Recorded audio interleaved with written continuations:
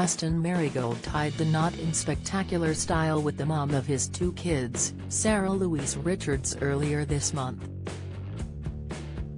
The JLS star, 34, pulled out all the stops for the couple's big day in Liverpool and made sure his bandmates had a part to play in the festivities. Martin Humes was a groomsman, JB officiated the wedding, and Dorisha Williams completed the reunion, arriving at the bash with his then-fiancé Kaz Kumar.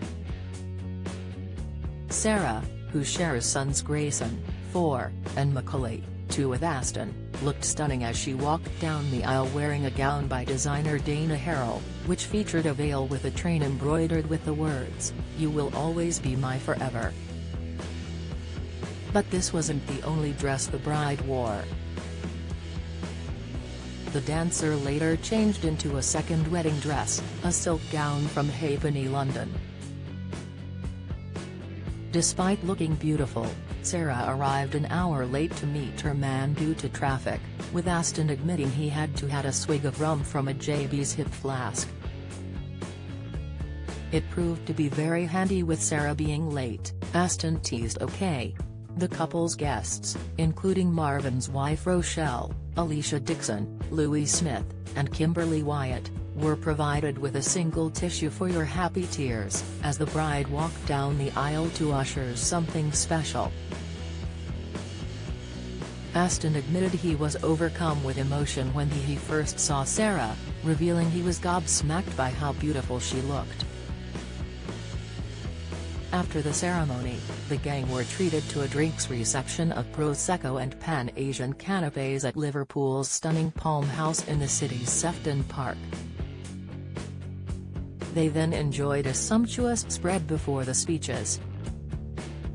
"I was all set to be the fun uncle for Marvin Rock and JB and Chloe, and I didn't think marriage and kids were for me, but then I met you," Aston told his bride. Marvin then paid tribute to his talented pal, with Aston saying, "All the boys are special to me, Sarah and I met because of JLS. Our paths may never have crossed otherwise. I'm so grateful they were there to witness the day." The festivities were paused at 8 p.m. for a minute's silence in memory of the Queen the night before her funeral, with guests bowing their heads to pay their respects.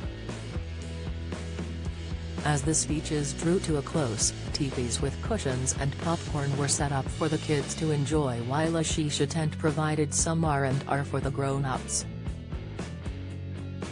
Having had time to chill out, guests then hit the dance floor for an R&B medley, where Britain's Got Talent's Alicia Dixon was said to be the first to get her groove on.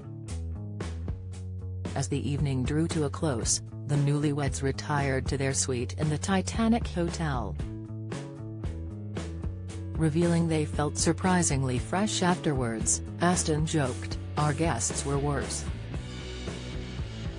A few of them walked past us the next day with their heads down, and some people booked in for another night at the hotel as they needed to recover."